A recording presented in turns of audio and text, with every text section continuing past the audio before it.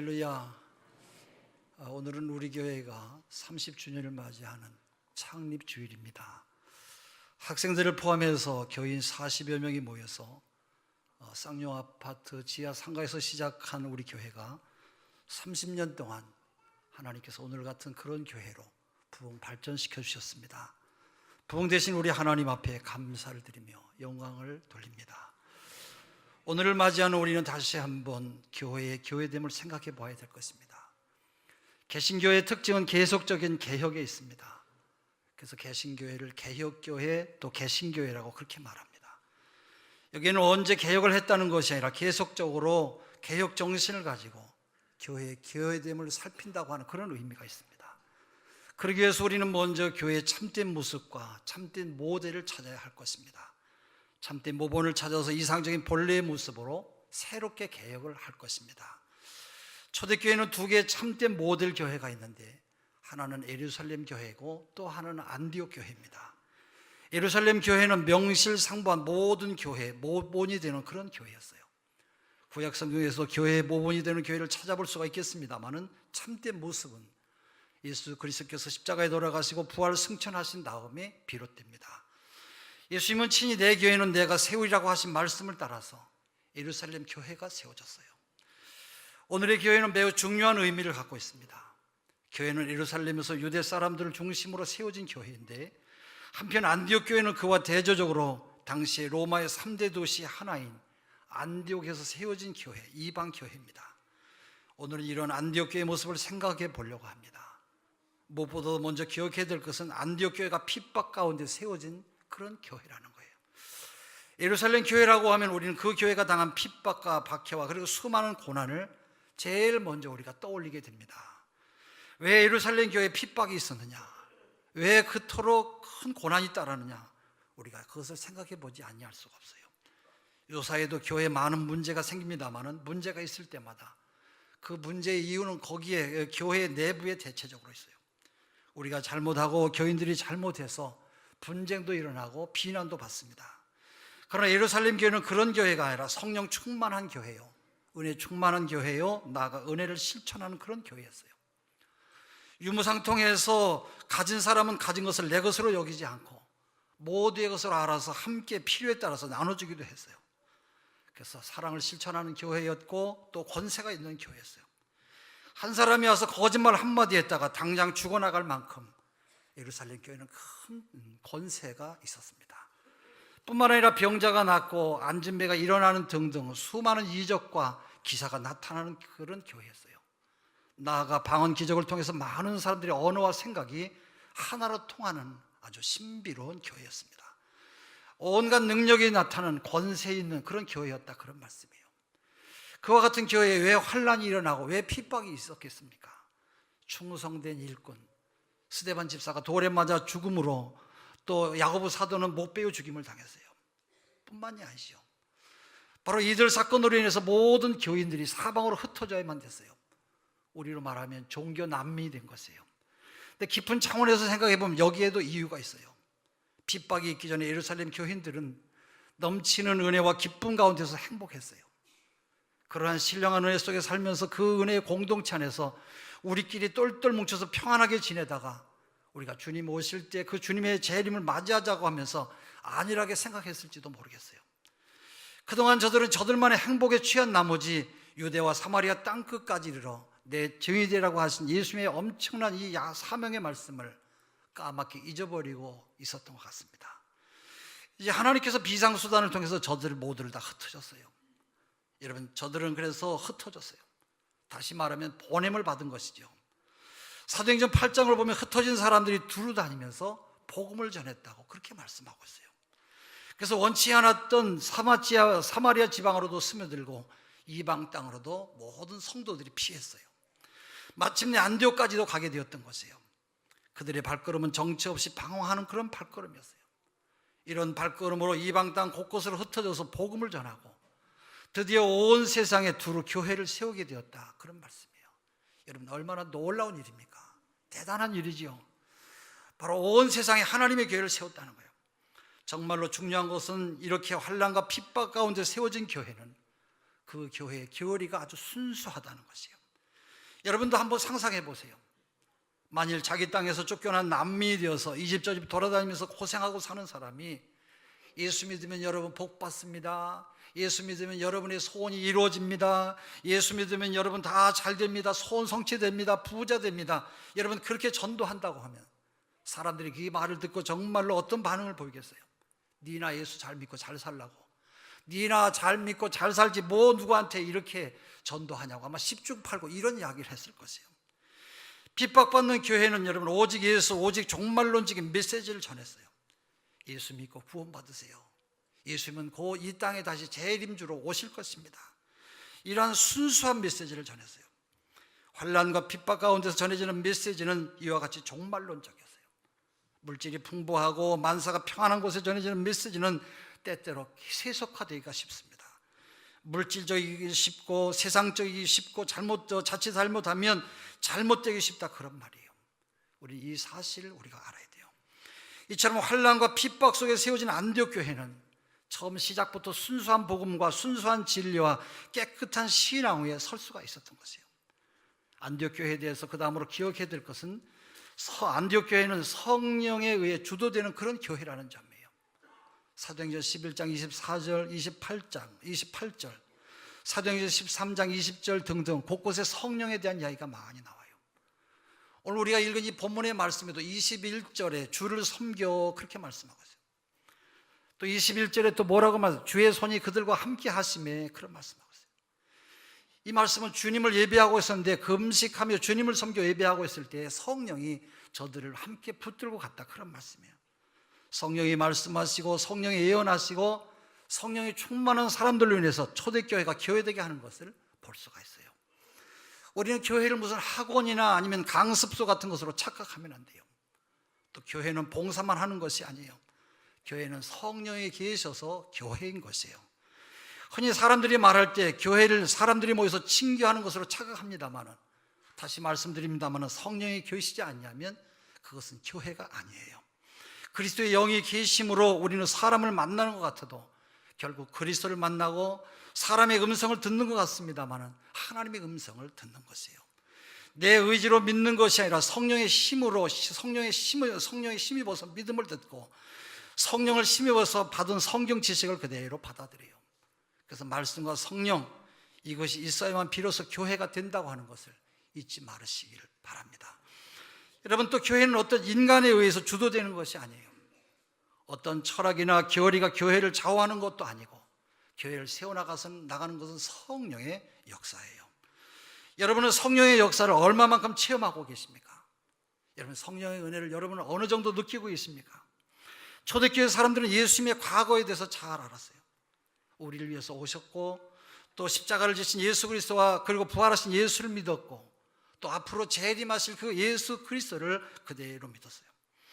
이제 천군 천사를 거느리고 구름 타고 오실 그 예수 그리스도를 간절히 기다리는 그런 믿음을 가지고 있었습니다.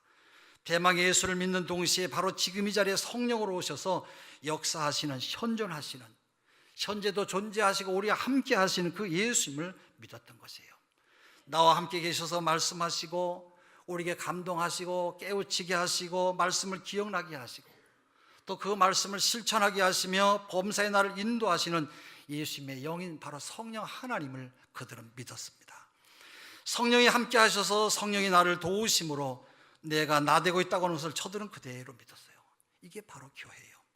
성령 안에서 그리스도인됨을 저들은 잘 알았어요.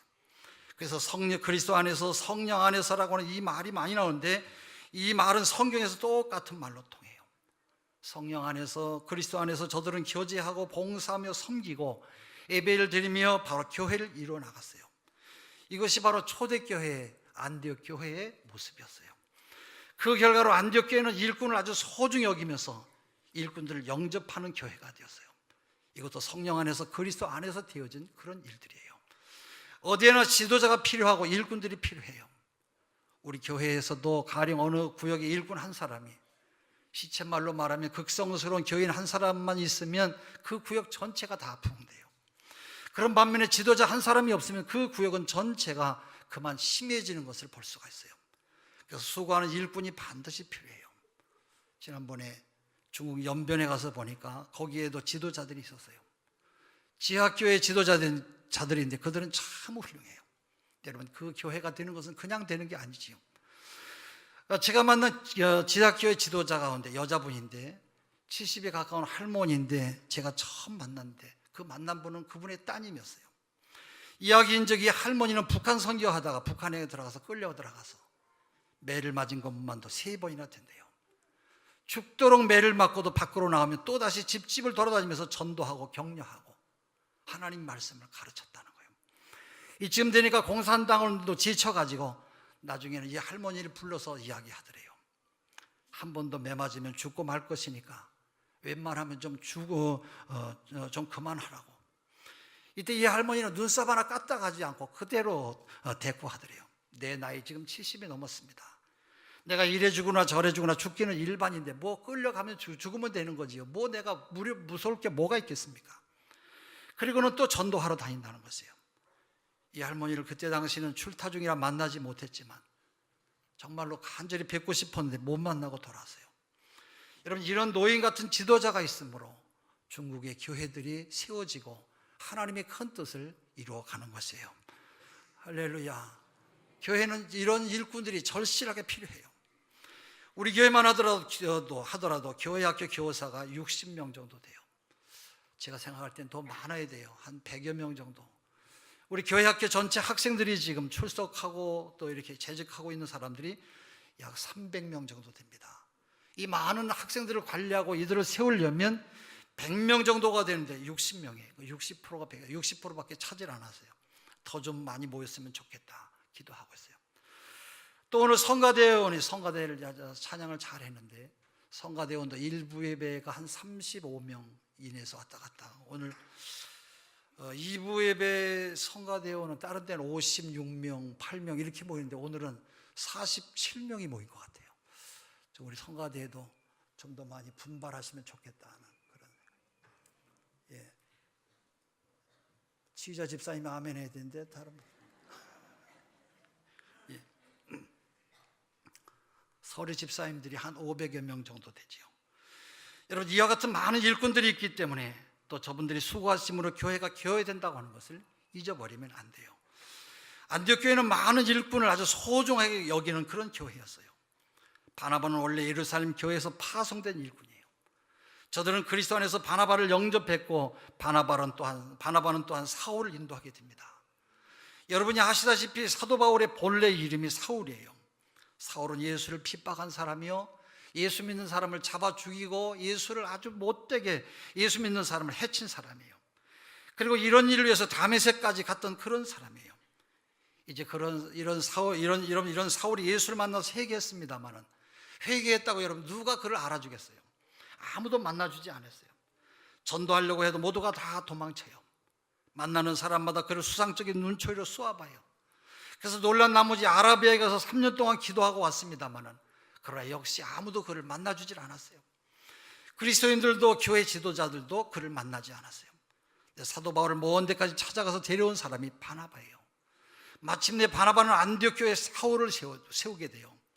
분명한 것은 사울은 지난날에는 핍박한 사람이었습니다만 지금은 회개한 사울을 바나바는 그대로 믿었어요. 사울의 마음, 그 중심을 그대로 본 것이에요. 하나님께서 부르신 사람인 것을 믿었어요. 그리스도께서 특별히 이 사람을 선택해서 쓰신다고 하는 사실과 그가 가지고 있는 그 하나님 앞에 은혜 받은 그 계시성을 그대로 믿었어요. 사울에 대한 그와 같은 신뢰를 바나바는 실천에 옮겼어요. 안디옥 교회로 하여금 사울을 지도자로 맞아들이겠어요. 여기서부터 사울은 사도 바울로 된 것이에요. 높이고 등용해 주지 아니하면 여러분 인재가 될 수가 없어요. 바나바라고는 이름은 잠깐 동안만 성경에 나옵니다만은 이와 같이 덕이 있는 그런 사람이 있으므로 사울이 사도 바울이 되었다고 하는 것을 우리가 잊어서는 안 될 것이에요. 위대한 사도가 바나바라고는 일꾼으로 인해서 태어난 것이에요. 아울러 안디옥 교회가 저를 믿어주고 그리스도 안에서 주의 종으로 영접했기 때문에 비로소 사도 바울의 활동 무대가 열렸다고 하는 것을 우리가 기억해야 됩니다.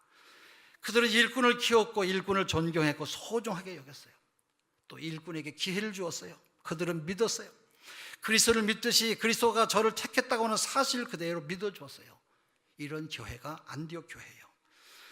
안디옥 교회를 생각할 때 우리가 또 하나 소중히 여겨야 될 것이 있는데, 크리스티니아스라고 하는, 곧 그리스도이라고 하는 말을 처음으로 들은 교회가 안디옥 교회인 것이에요.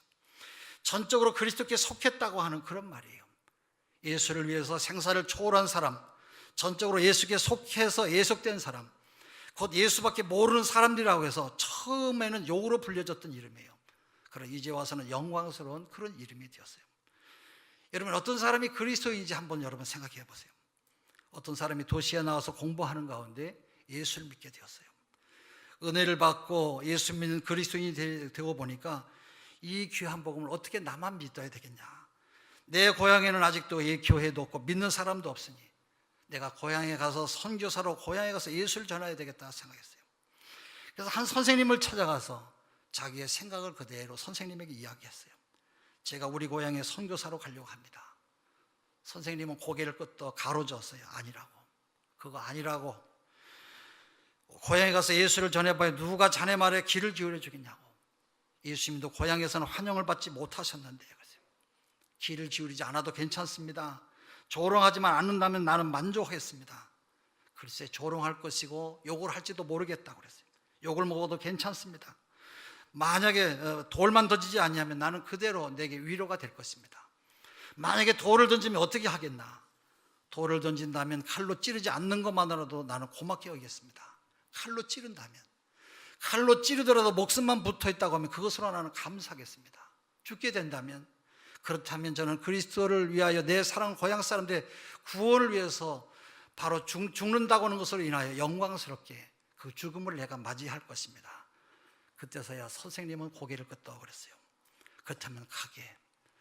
여러분, 이와 같은 사람이 바로 그리스도인이에요.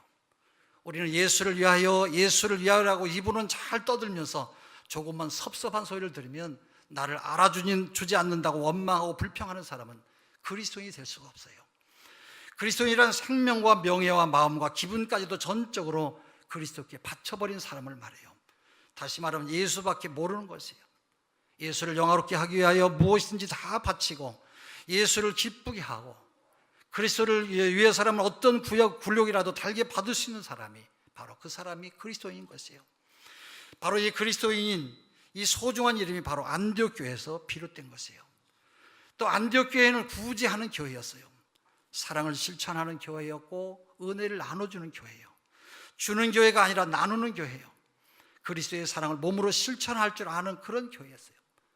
예루살렘 교회로부터 복음을 받았기 때문에 우리는 예루살렘 교회와 똑같은 유대를 가졌다. 그 예루살렘 교회 사람들이 지금 흉년을 맞아서 어려움을 당하고 있다. 이래서 작정하고 실행해서 연부를 모았고 바울과 바나바를 통해서 구제금을 예루살렘에 보낸 교회예요. 또 교회가 시작된 벽두부터 그들은 사랑을 그대로 실천했어요. 안디옥 교회는 이처럼 살아있는 교회였어요. 여러분은 어떻게 살고 계십니까? 나 한 사람 평안함으로 만족할 것입니까? 지금도 어디에선가 우리의 사랑의 손길을 기다리고 있는 이들이 있어요. 사랑을 실천할 줄 아는 교회, 그런 교회를 말해요. 동시에 안디옥 교회는 선교하는 교회였어요. 안디옥 교회에서 사도 바울이나 바나바가 여러분 그 얼마나 중요한 인물들입니까? 꼭 있어야 될 그런 인물들이에요. 그런데도 불구하고 성령께서 그들을 따로 세우라고 해서 그들을 보냈다고 말씀하고 있어요. 그래서 안디옥 교회는 이들 두 사람을 그대로 보냈어요. 이방 땅에 선교사로 파송을 했어요. 이들을 보내기에는 너무 아까운 그런 사람들입니다만 보냈어요. 이것이 바로 안디옥 교회예요. 선교사를 파송한 것은 안디옥 교회가 처음이에요. 교회란 본래 세상으로부터 부름받은 사람들의 모임이에요. 부름받은 사람들이 모인 것이 바로 교회인 것이에요. 그러나 반드시 우리가 먼 나라로 가야만 꼭 여러분 선교사가 되는 것은 아니에요. 여러분 한 사람 한 사람에게 증인의 사명이 있음을 잊지 마시기를 바랍니다. 제가 어느 기독교 잡지에서 읽은 글인데 이분은 장로의 딸인데 부모님이 반대를 무릅쓰고 연애를 해서 믿지 않는 집안의 남자와 결혼을 했어요. 14일 10년에 아이도 둘이나 있는데 도저히 그냥 살 수가 없었대요. 저들의 우상 숭배를 견딜 수가 없었고 또 시어머니의 등살을 견딜 수가 없었대요. 그래도 하면서 참을 만큼 참아왔는데 이제는 남편까지 한술 더 떠가지고 아주 방탕한 사람이 되었어요. 그런 가운데서 서울 시내 큰 교회를 찾아가서 몰래 몇 주를 다니면서 은혜를 받았어요. 교회를 다니다 보니까 이제는 살 것 같더래요. 그래서 이제는 이혼을 해버리고 예수만 열심히 믿으면서 살려고 목사님을 찾아갔어요. 목사님, 내가 이제는 이혼하고 예수를 열심히 믿으려고 하는데 어떻겠습니까? 목사님의 대답이, 이혼하겠다는 것은 내가 이래라 저래라 말할 수 없습니다만은 한 달 동안은 밉든지 곱든지 좋든지 나쁘든지 그래도 10년 세월 동안이나 봉사했던 가정인데 그 사람들이 다 지옥 간다고 지옥 가도록 내버려둘 것입니까? 그건 아닌 것 같습니다. 목사님의 말씀을 들은 부인은 각오를 단단히 하고 그리고 집으로 돌아갔어요. 과연 이 부인은 한 달 동안 잘 참고 웃으면서 견디었다고 그래요. 시어머니의 잔소리가 있어도 나는 며느리가 아니라 선교사다, 저 할머니도 구원해야 된다, 그렇게 생각했고요. 또 남편이 못마땅하게 생각해도 선교사의 마음으로 인내하며 그대로 참았다는 것이에요. 저 남자도 내가 구원해야 될 사람이라고 생각한 것이에요.